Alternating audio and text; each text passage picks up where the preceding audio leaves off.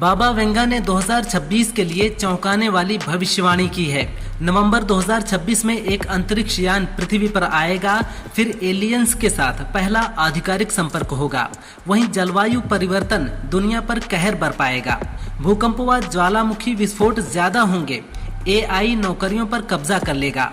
एक युद्ध पूर्व में शुरू होगा और पश्चिम तक फैलेगा। ये कथित तौर पर पश्चिम को नष्ट कर देगा और पुतिन को एक विश्व नेता के रूप में उभार देगा। डायरेक्टर नीरज घायवान की फिल्म होम बाउंड की ऑस्कर 2026 में एंट्री हो गई है। फिल्म को बेस्ट इंटरनेशनल फीचर कैटेगरी में रखा गया है। इसमें जाह्नवी कपूर, ईशान खट्टर और विशाल जेठवा लीड रोल में हैं। कांस में फिल्म को 9 मिनट का स्टैंडिंग ओवेशन मिला था।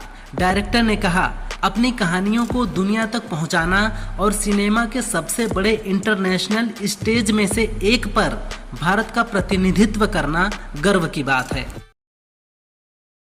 PDP प्रमुख महबूबा मुफ्ती ने उम्र कैद की सजा काट रहे यासीन मलिक के मामले में गृह मंत्री अमित शाह को पत्र लिखा है। उन्होंने इस मामले में मानवीय दृष्टिकोण अपनाने की अपील की है। मलिक ने दावा किया है कि वो हृदय रोग व गुर्दे की बीमारियों से पीड़ित है। मलिक को फरवरी 2019 में गिरफ्तार किया गया था, जिसमें 1990 में रुबैया अपहरण, वायुसेना कर्मियों पर हमला व NIA की दर्ज 2017 के आतंकी वित्त पोषण मामले में शामिल है। पंजाब हरियाणा हाईकोर्ट के बाद अब स्वास्थ्य विभाग ने डॉक्टरों से दवाओं और जांच का नाम साफ और मोटे अक्षरों में लिखने को कहा है। स्वास्थ्य विभाग ने कहा, जब तक कंप्यूटर से पर्ची लिखने की व्यवस्था न हो जाए तब तक डॉक्टर्स कैपिटल लेटर में ही पर्ची लिखें। मरीजों को अपनी बीमारी और इलाज जानने का पूरा हक है। सभी मेडिकल पर्चे और जांच रिपोर्ट साफ अक्षरों में लिखे जाने चाहिए। ये आदेश सरकारी और निजी दोनों अस्पतालों पर लागू होंगे। अमेरिकी राष्ट्रपति डोनाल्ड ट्रंप ने H-1B वीजा पर प्रतिवर्ष $1 लाख का शुल्क लगाने की घोषणा की है। ये निर्णय न केवल अमेरिका में रहने वाले लाखों भारतीयों के लिए बड़ा झटका है, बल्कि कई लोगों के अमेरिकी सपनों को चकनाचूर करता है। 1990 के दशक से ये वीजा बच्चों की पढ़ाई के लिए अमेरिका जाने का प्रमुख माध्यम बन गया था। इस फैसले ने सोशल मीडिया पर तीखी बहस शुरू कर दी है। एलन मस्क की ब्रेन चिप बनाने वाली कंपनी न्यूरालिंक अगले महीने एक अहम परीक्षण करने वाली है। ये परीक्षण दिमाग में इम्प्लांट के जरिए विचारों को टेक्स्ट में बदलने की तकनीक पर आधारित है, जो बोल सकने में अक्षम लोगों को वर्चुअल कीबोर्ड से बिना बोले मैसेज भेजने में मदद करेगी। ये तकनीक रोमांचक है, लेकिन विशेषज्ञ इसके खतरों, खासकर अत्यधिक निर्भरता को लेकर चिंतित हैं। इस पर आपकी क्या राय है? कमेंट करें। 2027 के यूपी विधानसभा चुनाव के लिए सभी पार्टियां तैयारी में जुटी हैं। एक ओर भाजपा है तो दूसरी ओर गठबंधन की सुगबुगाहट।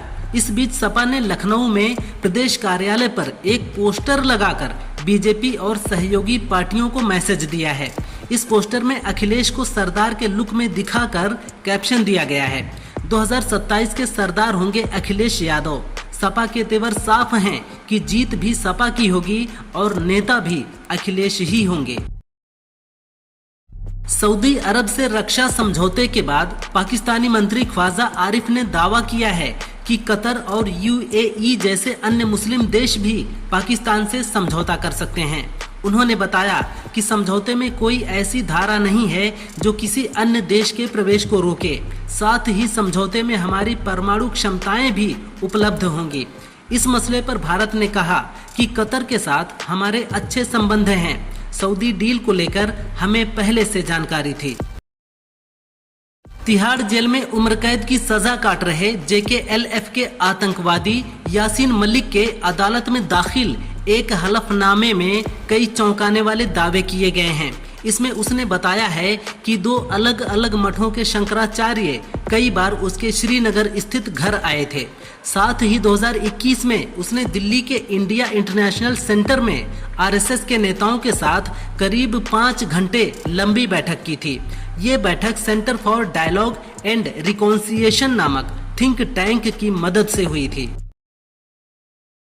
गुजरात में एक जनसभा को संबोधित करते हुए पीएम मोदी ने कहा कि भारत को अगर 2047 तक विकसित होना है तो भारत को आत्मनिर्भर होना पड़ेगा।